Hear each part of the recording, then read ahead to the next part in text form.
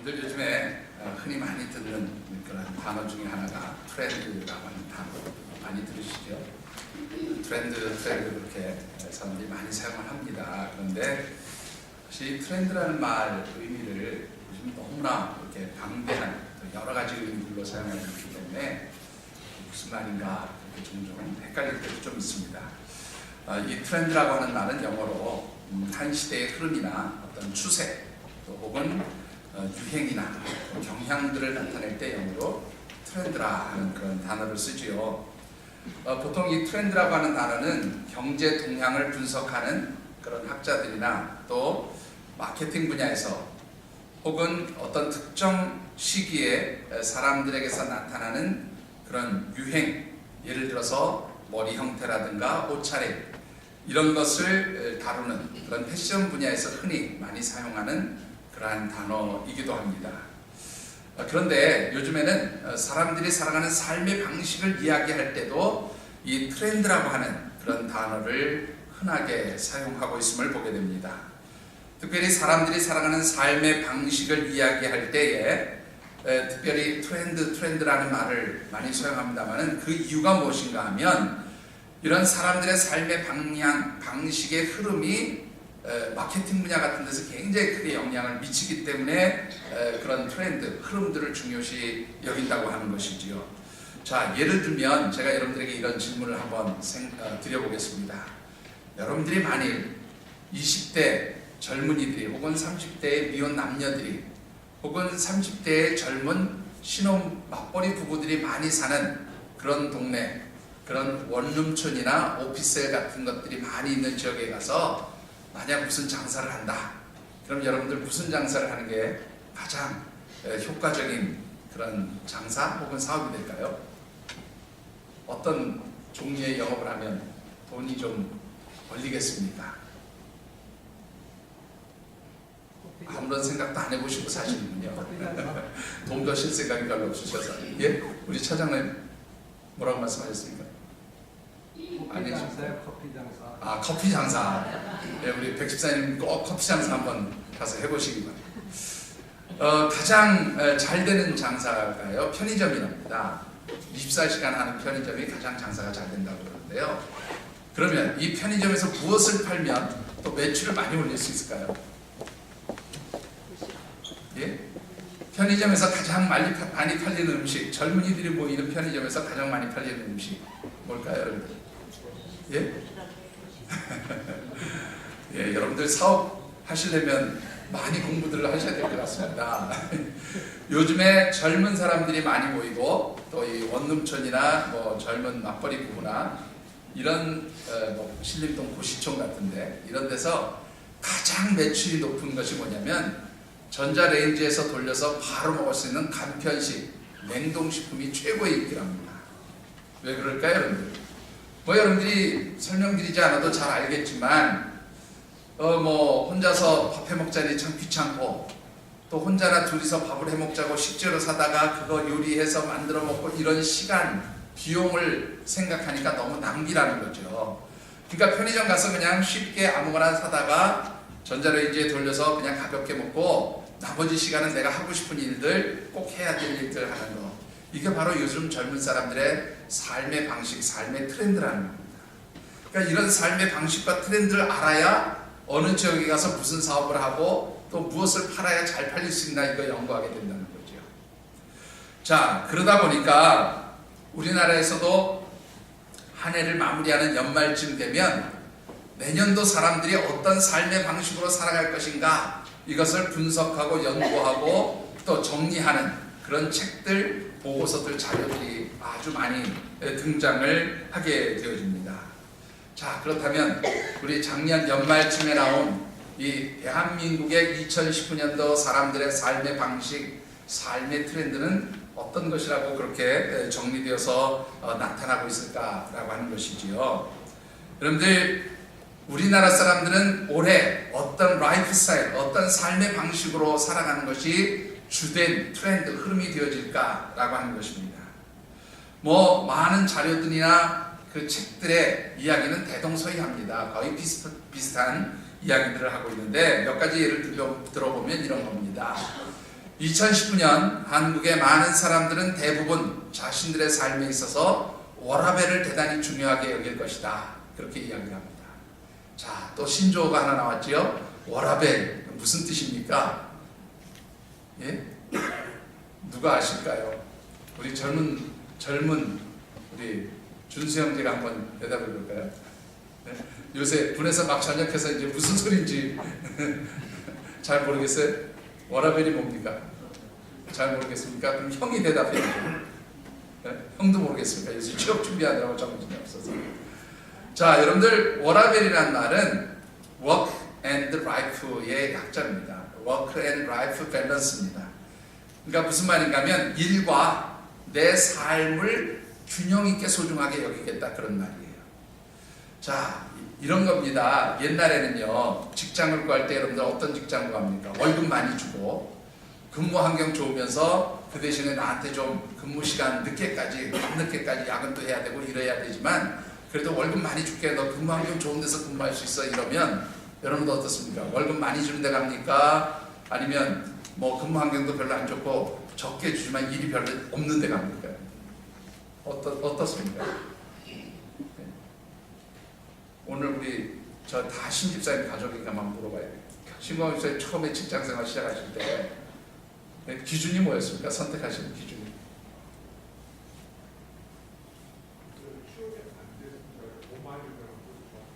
예, 뭐 대부분이 그렇지만 돈 많이 주면 좀 고생스러워도 그곳을 가겠다 그렇게 하고 택했죠. 그런데 요즘 젊은이들은 아무리 돈 많이 준다 그래도 내 개인적인 삶의 시간들을 활용할 수 없게 되면 절대로 그런 직장은 안 간다고 말이에요. 그래서 일하는 것과 워킹과 라이프, 내 삶이 균형되게 밸런스 있게 살아가는 것, 그걸 중요하게 생각하겠다 그런 얘기입니다. 그것이 올해 우리나라 사람들의 삶의 방식이라는 거예요. 자, 그런가 하면 여러분들 또 신조어 하나 말해볼까요? 소확행이라는 말이 있습니다. 소확행. 우리 어른들은 이게 도대체 어느 나라 방언이고 이게 뭐 저기 뭐 외국말인가 싶으시지요? 소확행 무슨 뜻입니까? 소소하지만 확실한 행복을 찾는 것, 이게 바로 소확행이라는 말입니다. 이게 올해 우리나라 사람들의 삶의 트렌드라는 거예요.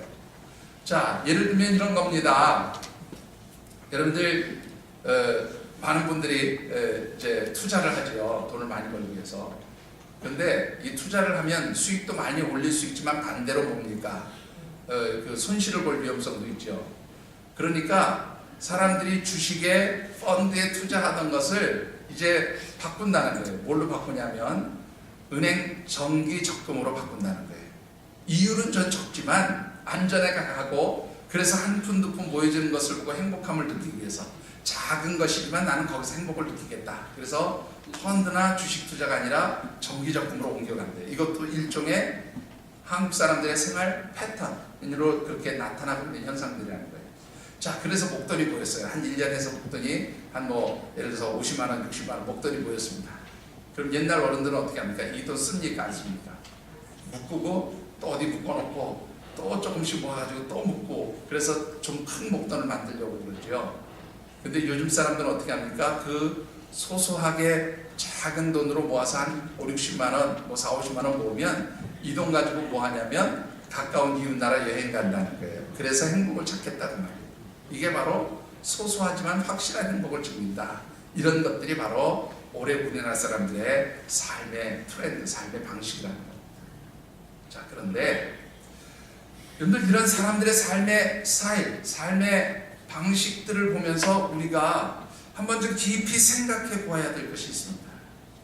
그러면 세상 사람들이 이렇게 워라밸을 추구하고 혹은 소확행을 추구하고 이런저런 삶의 방식을 추구하면서 살아갈 때에 하나님의 백성들, 신앙의 사람들은 어떻게 살아가는 것이 정말로 하나님 기뻐하시는 삶일까? 그것을 한번 진지하게 고민해 보아야 한다는 것입니다. 여러분들, 중요한 것은 우리가 이 세상에서 살아가는 동안에 세상 사람들과 더불어서 그렇게 함께 살아가지만 세상 사람들과는 분명하게 차별된 그 무엇인가가 우리의 삶에서 나타나야 그것이 바로 하나님 기뻐하시는 영적인 모습이고 신앙인의 모습이 아니겠느냐라고 하는 것입니다. 자, 자, 그렇다고 한다면 그 무엇, 세상 사람들과는 다른 그 무엇이 뭐냐? 그것은 바로 우리의 삶은 세상 사람들이 살아가는 그 삶의 방식에 한 가지를 더해서 뭐가 있어야 된다면 영적인 것들이 있어야 한다. 그렇게 말씀을 드리고 싶습니다. 그래서 올 한 해 저와 여러분들은 세상 사람들이 살아가는 그런 삶의 방식 중에서도 무엇보다도 영적 라이프 스타일을 찾아서 그 영적인 삶을 살아갈 때 하나님 기쁘시게 하는 그러한 삶이 되어진 줄 믿습니다. 자, 그렇다고 하면 이제 2019년 두 번째 달을 시작하면서 우리가 함께 묵상하고 싶은 말씀의 주제는 내 영적인 삶을, 그 영적인 삶의 트렌드를 한번 구상하고 디자인해 보라는 거예요. 자, 한번 같이 우리 읽어보시죠. 좀 어렵지만 같이 읽어보겠습니다. 내 영적 삶의 트렌드를 디자인하다. 영어 말을 막 갖다가 치우니까 되게 좀 얼떨떨하시죠. 무슨 말인가 하면 세상 사람들이 살아가는 라이프 스타일이 있잖아요. 그런 것처럼 내 영적 라이프 스타일을 한번 여러분들이 구상해 보라는 거예요. 만들어 보라는 겁니다. 나는 올해 어떻게 하나님이 기뻐하시는 영적인 모습으로 살아갈 것인가, 그것을 한번 스스로 구상하고 만들어보고 설계하고 디자인해서 그런 삶의 방식으로 살아가도록 한번 여러분들이 그렇게 노력해 보라는 겁니다. 자, 그렇다면 우리가 올 한 해 나는 어떤 영적 라이프 스타일을 가지고 하나님 기쁘시게 할까, 하나님과 깊이 교통하는 삶을 살까, 이것을 디자인하고 생각하고 구상해 보기 위해서 제일 먼저 필요한 것이 무엇일까라는 겁니다. 그것이 바로 오늘 설교 제목입니다. 여러분들 설교 제목도 한번 읽어보실까요? 자, 영적 체크 슈머가 되십시오. 같이 읽어보겠습니다. 시작. 영적 체크 슈머가 되십시오. 한 번만 더 읽어보시죠. 영적 체크 슈머가 되십시오. 예, 오늘 너무 외래어가 많이 나와서 여러분들이 좀 짜증이 나실지도 모르겠습니다. 근데 사실은 이게 요즘에 아주 흔하게 사용되어지는 단어들이에요. 자, 오늘 본문 말씀에 보면 왜 우리가 영적 체크 슈머가 되어야 하는지를 아주 잘 가르쳐주고 있는 그런 말씀입니다. 특별히 주신 말씀을 묵상하는 가운데 오늘 저와 여러분들이 2019년 한 해 정말로 하나님 기뻐하시는 영적인 라이프 스타일, 영적 삶의 스타일을 살아가도록 하기 위해서 참으로 먼저 우리의 영적 상태를 점검해보는 영적 체크 슈머들이 되어지시기를 주님의 이름으로 축원합니다. 자, 그러면 오늘 주신 말씀 통해서 먼저 묵상해보고 싶은 것이 영적 체크 슈머가 되라. 그런데 이게 도대체 무엇을 어떻게 하라는 얘기냐라고 하는 것이지요.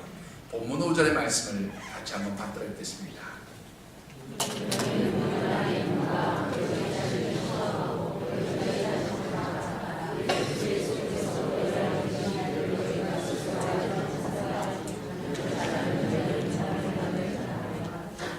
자, 오늘 이 5절의 말씀을 좀 살펴보기 전에 체크 슈머라는 단어를 제가 먼저 설명을 좀 드려야 될 것 같아요. 그러면 여러분들이 이 말이 그 뒤에 말들이 다 쉽게 이해가 됩니다. 여러분들 이 체크 슈머라고 하는 말은요, 두 개의 단어가 합성된 단어입니다. 체크라는 단어하고요, 컨슈머라는 단어가 합성된 단어예요. 자, 여러분들 체크한다는 건 뭐예요? 아, 뭐가 잘 되어 있는지 못 되어 있는지 확인하고 점검해보고 또 이것이 옳은가 그런가, 또 뭐가 잘못되지 않았나, 이것을 확인하는 것을 체크한다고 그러죠. 그러면 컨슈머는 뭡니까? 컨슈머는 여러분들이 잘 아시는 단어죠. 소비자라는 말입니다.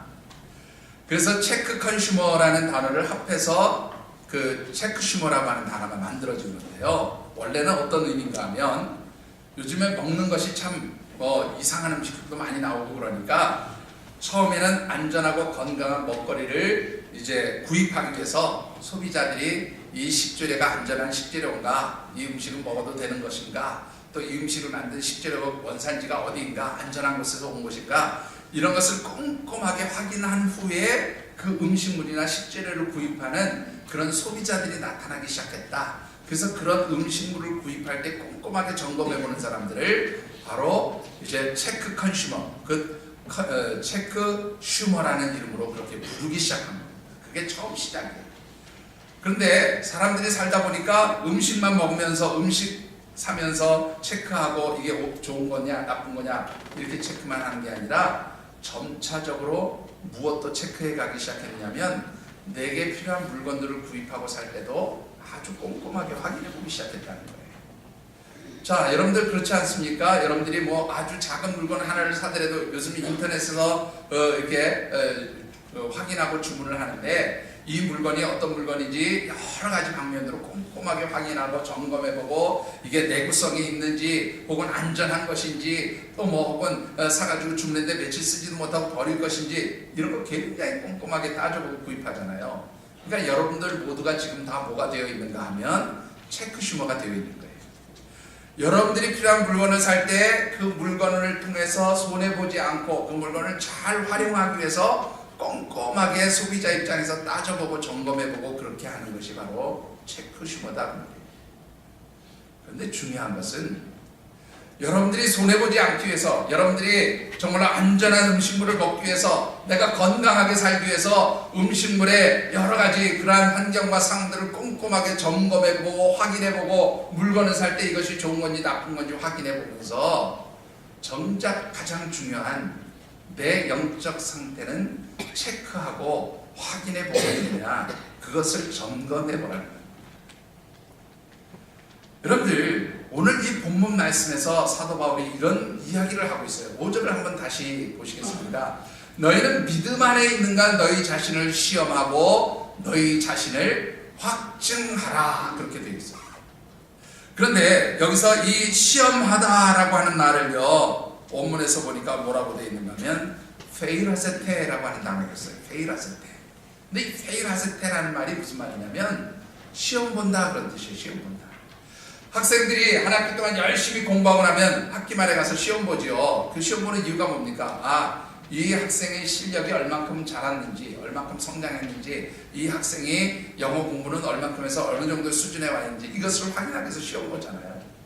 바로 오늘 본문 안에서 너희 자신을 시험하라는 말이 바로 그런 말입니다. 영어 성경 중에서요 리빙 바이블이라고 하는 성경이 있습니다. 이 리빙 바이블에서 보니까 이 부분을 뭐라고 번역을 해놨는가 하면 체크업하라, 체크업 yourselves 그렇게 되어 있어요. 너희들 자신을 스스로 한번 점검해봐라 그렇게 되어 있어요. 자, 그런가 하면 이 확증하다라는 말은 무슨 말인가 하면 도키마제테라고 하는 그런 헬라어가 있습니다. 도키마제테 그런 말을 쓰는데 이것은 뭐냐면 가치가 있는지 증명해라 그런 뜻이에요. 자, 여러분들 어떤 금광산이 있다고 가정해 보십시다. 이 금광산에서 이제 막 금을 캐는데 이 금이 그대로 사용할 수 있는 금이 나오는 경우는 거의 없죠. 어떻습니까? 이 금광석 안에 금이 있지만 거기에 모든 불순물들이 들어가 있잖아요. 그럼 이 불순물들을 어떻게 합니까? 이 금광석을 아주 뜨거운 용광로에다 던져서 거기에 모든 불순물들이 다 사라지게 만들고 순수한 금만 추출하면 이게 정말로 정금이고 가치 있는 금이 되는 거죠. 오늘 본문에서 말하는 것이 그겁니다. 너희들의 믿음이 너희들의 신앙이 진짜 금처럼 그렇게 가치 있는 믿음이냐 정말로 하나님 보실 때에 온전한 믿음이냐 그것을 증명해 보여라 그런 말이에요. 조금 전에 말씀드렸던 리빙 바이블에는 뭐냐면 시험에 합격했느냐 그렇게 번역을 해놓고 있더라고요. 시험에 합격했냐. 자, 중요한 것은 이 너희 자신을 시험하고 확증하라고 하는 이 말이 헬라어는 명령형으로 되어 있는데 그 명령형이 어떤 명령이냐면 현재 명령형이에요. 이 현재 명령형으로 표현됐다는 말은 무슨 말인가 하면 한 번 하고 끝나는 게 아니라 어떻게 계속해서 반복해서 그것을 하라 그런 뜻입니다. 그러니까 너희들의 인생을 살면서 너희들의 믿음, 너희들의 신앙이 온전한 것인지 하나님 앞에서 계속해서 점검하고 확인하고 점검하고 확인해서 하나님이 보실 때 내 믿음이 가치 있는 믿음인 것을 너희들이 늘 증명하면서 살아라 그런 뜻입니다. 여러분들 왜 사도 바울이 고린도 교회 성도들에게 이 두 번째 편지 결론 부분 마지막에 이런 부탁을 하고 있느냐라는 것이죠. 여러분들 아시는 대로 이 고린도 교회는 사도 바울이 그야말로 눈물과 기도로 세운 그런 교회였습니다. 사도 바울의 영적 지도를 받았던 고린도 교회는 아주 잘 성장했어요. 그래서 성령의 은사, 곧 성령 하나님께서 주시는 여러 가지 다양한 은사들이 아주 풍성하게 이 성도들 가운데 이제 내려져 있었던 것을 우리가 보게 됩니다. 그러니까 이 고린도 교회는 성령 하나님 주시는 다양하고 풍성한 은사들을 가진 많은 성도들이 있었고요. 또 이 성도들을 통해서 그리스도의 복음도 예수 그리스도의 그 구주가 되심을 증거할 수 있는 그런 힘, 능력들이 아주 풍성한 그런 교회였다고 성경은 기록을 하고 있어요. 자, 그런데 이렇게 다양한 은사들을 소유하고 있고 또 예수님을 증거하며 복음을 증거하기에 그 참으로 합당한 능력, 힘을 가지고 있었던 이 고린도 교회 성도들이었지만 정작 자신들이 가지고 있었던 그 믿음과 신앙의 은사들을 잘 유지하고 보존하는 데는 이들이 실패했다는 거예요. 자, 왜 그렇습니까? 왜 그런 현상들이 나타났을까요? 여러분들이 아시는 대로 이 고린도라고 하는 것은 로마 본토와 아프리카와 그리고 소아시아와 또 유대인들이 살았던 이 팔레스타인 지역, 이 여러 지역을 완전히 아우르는 그런 해상교통의 중심지였어요. 그러니까 요즘으로 말하면 교통의 중심지고 해상교통의 중심지니까 이때 당시 이 고린도를 중심으로 해서 무엇이 발달하게 되냐면 해상무역이 굉장히 발달하게 됩니다. 무역업이 발달하니까 물자들의 오감이 풍성해지고요. 그러다 보니 역시 뭐가 많아져요? 돈이 많아지겠죠. 이 고린도라고 하는 도시는 돈도 많고 물자도 풍부한 그런 도시였습니다. 그런데 문제는 이렇게 모든 것이 풍성해지다 보니까 어떤 문제가 생겼는가 하면 이단들이 생겨나기 시작했어요.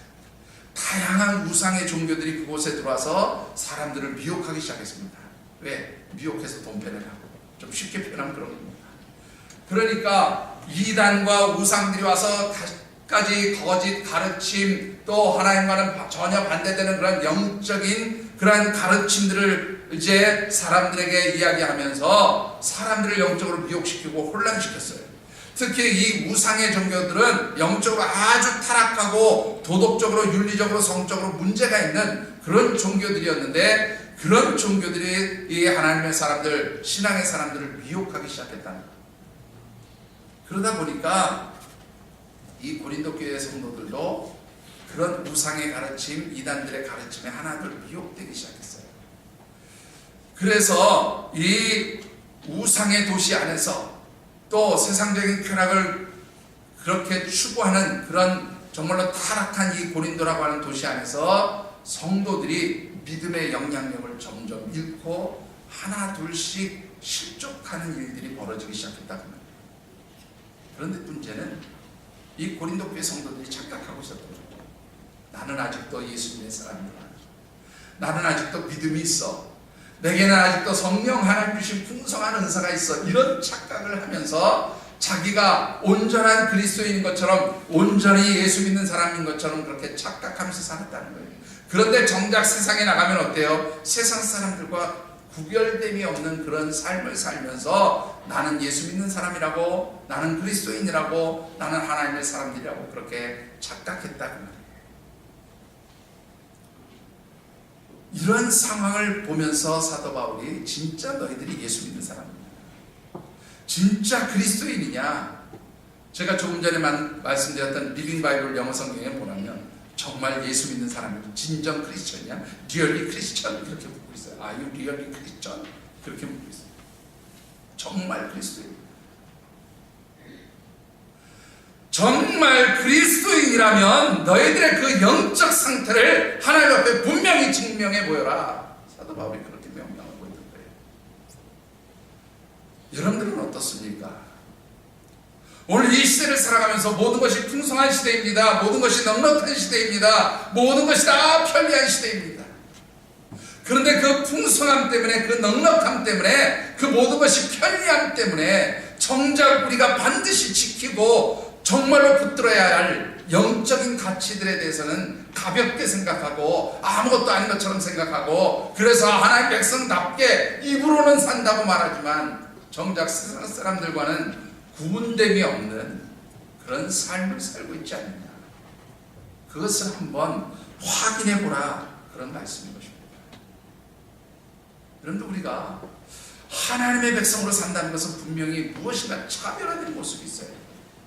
세상 사람들이 그토록 원하는 최고의 가치라고 생각하는 그것과 다른 하나님의 백성들만의 최고의 가치가 있어야 한다, 그 말이에요. 그것이 차별화된 하나님의 백성들의 모습 아니겠느냐라는 겁니다.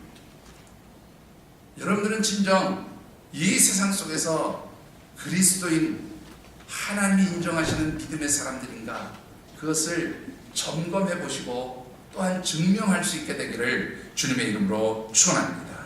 자, 중요한 것은 내가 진정한 믿음의 사람이다, 내가 하나님의 사람이다, 하나님이 인정하시는 사람이다라는 것을 어떻게 증거할 수 있겠냐, 어떻게 그것을 나타낼 수 있겠냐.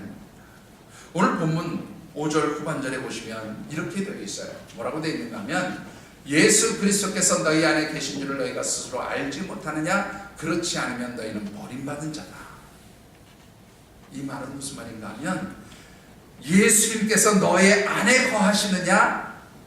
그래야만 진짜 믿음의 사람이고, 예수님께서 내 안에 있어야만 내가 진짜 하나님의 사람이다, 그런 뜻이에요. 만일 그렇지 않으면, 만일 예수님께서 너희 안에 계시지 않으면 너희는 뭐가 아니에요? 하나님의 사람, 온전한 믿음의 사람이 아니다. 자, 그럼 또 여러분들에게 고민하게 생겼지요. 그럼 예수님이 내 안에 계신 것을 뭘로 증명할 수 있냐? 어떻게 하면 예수님이 내 안에 계신 걸 증명할 수 있습니까? 요한복음 14장 23절의 말씀을 우리 같이 한번 받도록 하겠습니다.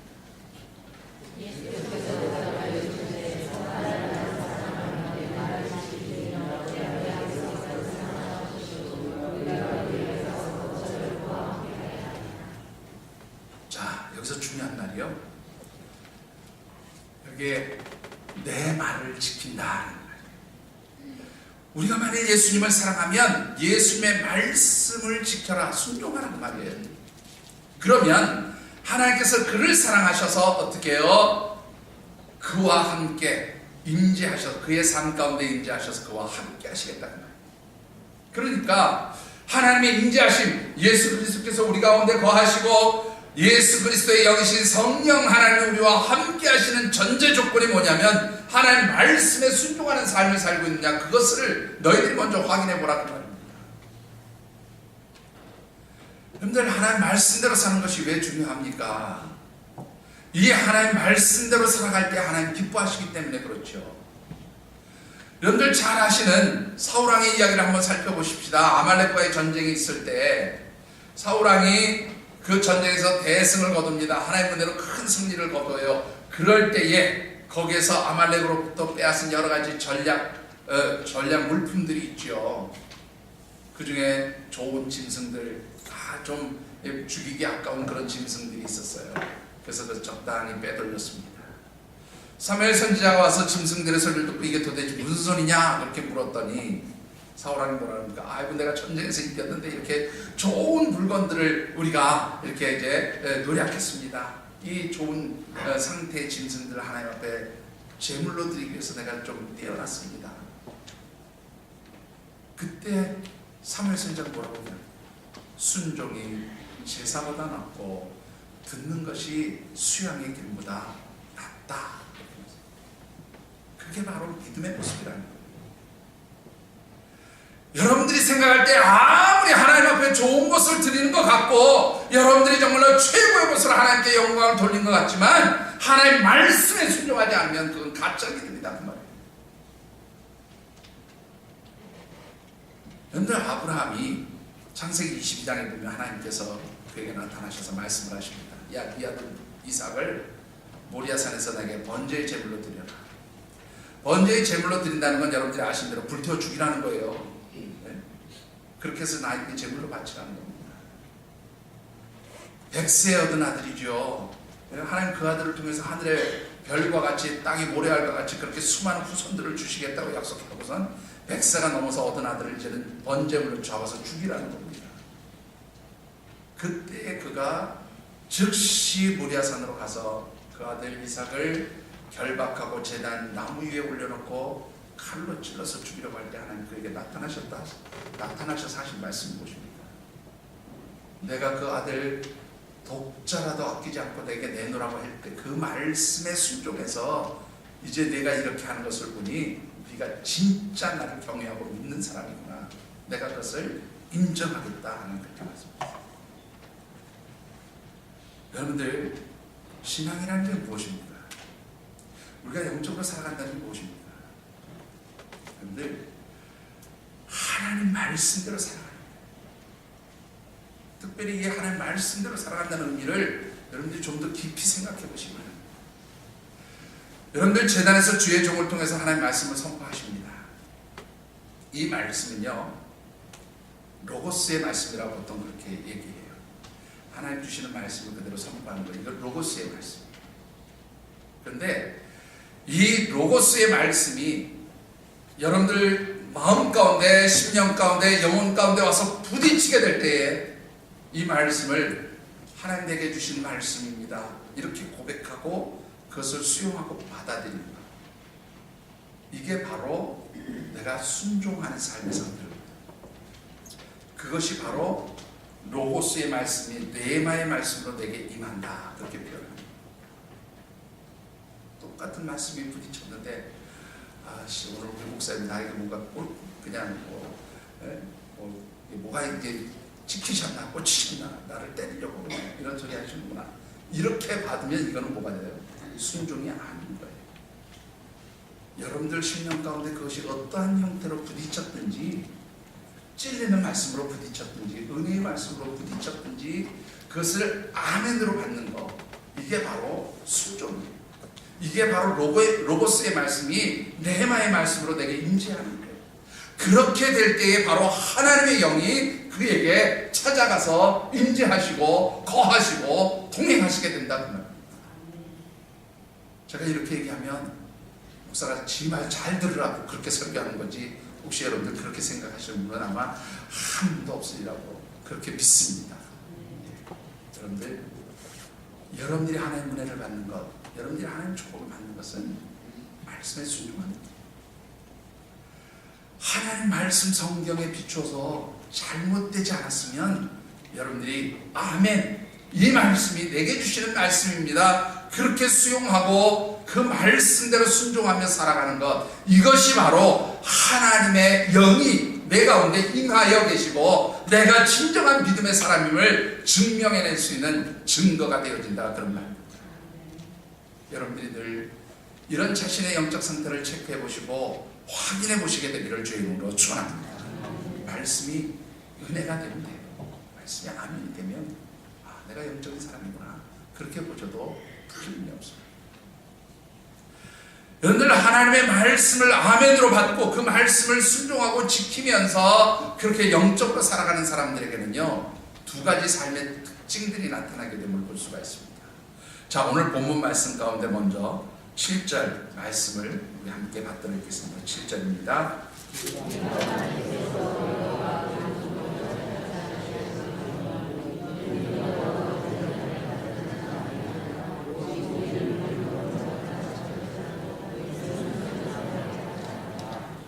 자, 여기에 보시면 선을 행하게 할지니라, 그렇게 말씀합니다. 이 선을 행한다는 말을 원문에서 보면 무슨 뜻이냐, 하나님이 칭찬할 만한 삶을 산다, 그런 뜻이에요.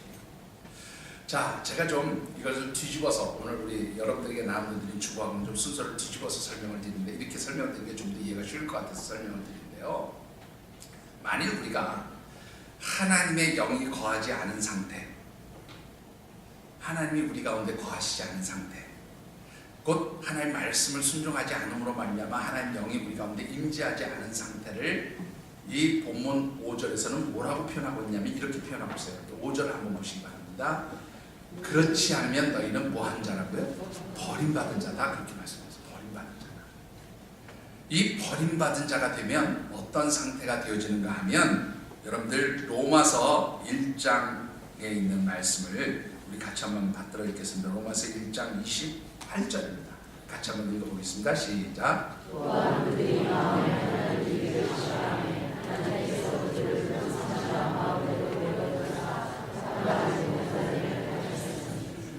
여기에 보시면 내 마음에 하나님 오시는 것을 싫어해요. 하나님 두기를 싫어해요. 하나님 영이 계시는 걸 싫어하는 사람들이에요.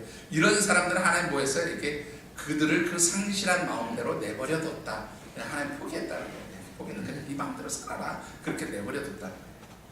그런데 이 하나님이 내버려둔 사람들은 어떤 삶을 살게 되냐면 합당하지 않은 일을 한다는 거예요. 하나님 기뻐하시지 않는 일을 한다는 겁니다. 그런데 여러분들 집에 가서 한번 나중에 찾아보세요. 28절 이후에 쭉 보면 세상에 있는 죄란 죄는 다 기록되어 있어요. 제가 몇 가지만 불러드릴게요. 모든 불의, 추악, 탐욕, 악의, 시기, 살인, 분쟁, 사기, 악독, 수분하고 비방하고, 하여튼 이게 성경에 기록되어 있는 그 말씀 그대로예요.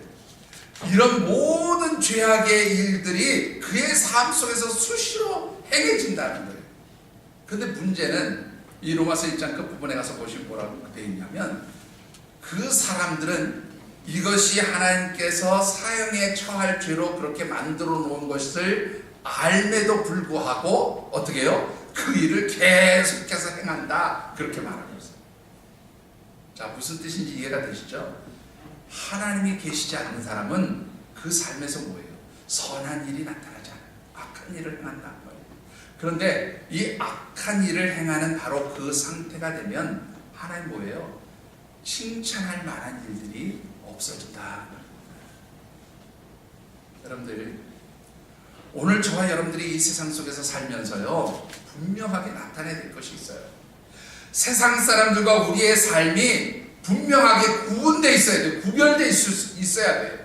그게 바로 성도의 모습입니다. 성도라는 말 자체가 그런 뜻이잖아요. 세상으로부터 구별된 사람들이에요. 그게 성도예요. 그렇다면 우리의 삶이 세상 사람들과 구별된 삶이 되어야 한단 말이에요. 구별된 삶이 되기 위해서는 어떻게 해요? 바로 우리의 삶이 거룩하고 정결한 삶이 되어야 한다. 그것을 의미하는 것입니다. 또 하나, 하나님의 영이 임하는 사람들에게 나타나는 두 번째 특징이 있어요. 여러분들 8절과 9절의 말씀을 같이 받들어 읽겠습니다.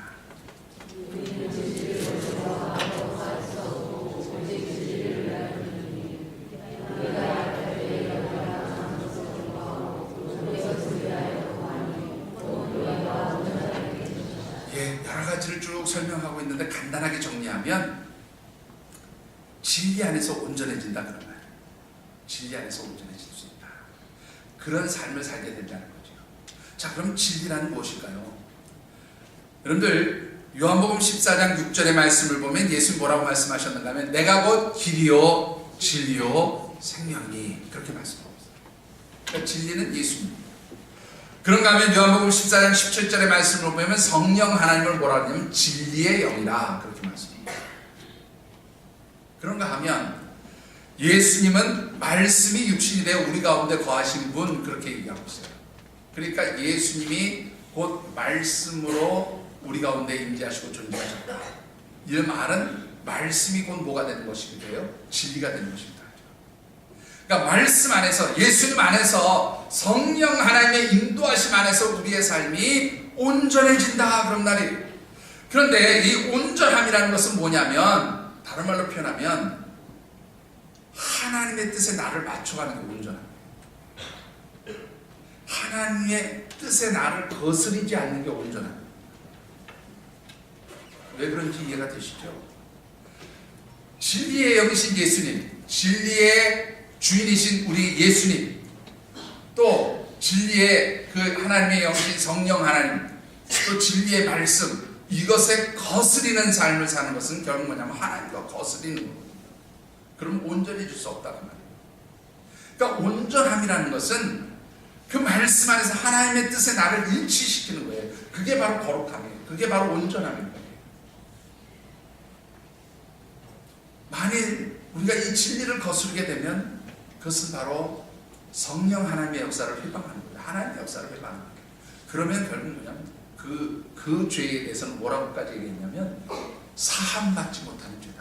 성령을 회방하는 죄는 용서도 없다는 말이에요. 얼마나 무서운 말입니까? 연결시켜보면 왜 우리가 말씀에 순종해야 되느냐? 이것은 진리 안에서 우리를 온전하게 만드는 과정인 거예요. 이 말씀에 순종해 갈 때 내가 온전해지고 하나님과 동행하는 삶을 살게 되는 것이고 그 삶이 거룩한 삶이 되는 거예요. 바로 그런 영적 상태가 하나님 인정하시는 상태가 된다고 말합니다. 우리가 정말로 하나님의 말씀을 귀하게 여기고 그 말씀에 아멘으로 응답하면서 그 말씀에 순종하고, 그래서 주님의 영이, 주님이 하나님께서 우리와 함께 계시고 그렇게 온전함으로 거룩함으로 살아갈 때에 하나님 주신 놀라운 축복도 있음을 보게 됩니다. 근데 어떤 축복입니까? 11절의 말씀을 우리 같이 한번 받도록 하겠습니다.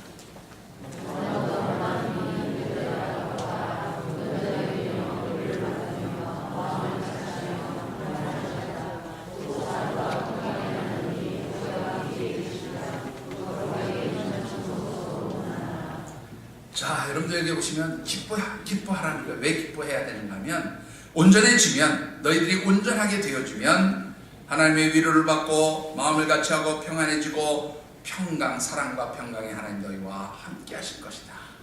하나님이 함께 하셔서 너희들을 위로하시고 너희들에게 평강을 주시고 너희들이 정말로 온전해질 수 있도록 하나님 축복하실 것이다. 바로 그런 말씀입니다. 한마디로 말하면 하나님 함께 하시는 축복의 삶을 살게 된다, 그 말이죠. 여러분들이 하나님과 함께 살아가는 것, 그것이 바로 축복의 삶이 되어지는 것을 믿으시기 바랍니다. 그리고 그 하나님과 늘 동행하고 하나님 함께 하시는 삶을 살기 위해서 여러분들 스스로가 영적 체크슈머가 되시고 내 영적 상태를 매일매일 수시로 점검해 보셔야 된다고 말합니다. 나는 하나님의 백성인 것 같은데, 나는 하나님의 자녀인 것 같은데, 내가 생각할 때 내가 영적으로 풍성하게 성령의 임재하심을 따라 사는 것 같은데, 정작 하나님 보실 때는 아니, 나는 너 모르겠다, 넌 내 자녀 아니다, 내 백성 아니다, 그런 상태가 되어 있지 않은지 그것을 점검해 보라. 말씀을 맺고 싶습니다. 제가 부교육자로 생각할 때 그 집사님 한 분 이야기를 좀 하고 싶습니다. 이분이 정말로 사업이 잘 되던 분, 잘 나가던 분. 그래서 사업이 잘 되는 만큼 막 엉뚱 사고 무슨 부서에서 우리 뭐 필요합니다 그러고 아낌없이 섬기고 내어주던 분. 근데 이분이 어느 날 사업에 어려움이 오기 시작했고 그 사업이 점점점 어려워지고 기울어가면서 부도가 나고 그래서 완전히 망해버렸어요. 어느 정도로 망했냐면 거처할 집을 하나 남겨놓지도 못한, 그러니까 어디 뭐 새 집이라도 하나 남겨놓을 돈도 없을 정도로 완전히 망합니다. 근데 이분이 뭐라고 그렇게 이제 그런 상태가 되고 나서 한 말이 뭐냐면, 하나님 정말로 살아계십니까 목사님? 그러고 묻기 시작해요. 하나님 정말 살아계십니까? 만약에 하나님 살아계시다면 나한테 해도 정말로 너무하시지, 이렇게 하실 수가 있습니다. 내가 얼마나 많은 헌금을 하나님 앞에 드려요. 내가 얼마나 많은 주의를 한다고 하나님 앞에 내 모든 걸 희생하고 내어놓는데, 내가 사업상에 중요한 일이 있어도 하나님 앞에서 예배드린다고 열심히 주일 성수했는데 하나님 나를 이렇게 망하게 하십니까? 불평하고 막. 근데 그때 누가 무슨 소리를 해도 아예 귀에 안 들어오시는 것 같더라고요. 근데 어느 날 그분이 본인도 답답했든지 기도를 올라갔다 오겠다고, 아무래도 내가 기도원에 가서 하나님하고 한바탕 해보고 내려오겠다고 그런 기도를 가셨어요. 이분이 아마 기도원 가서도 그런 기도를 했나 봐요. 하나님 도대체 이럴 수가 있습니까? 내가 이렇게 했는데, 내가 저렇게 했는데. 근데 그때 하나님이 자기 마음에 딱 한마디를 물어보시더라고요. 뭐라고 물어보시면, 너 진짜 믿음이 있냐? 그러고 물어보시더라고요. 너 진짜 나를 믿는 거 맞냐? 하나님 그렇게 물어보시더라고요. 근데 이분이 그 소리를 듣는 순간에 가슴에 뭐 맞은 것 같지.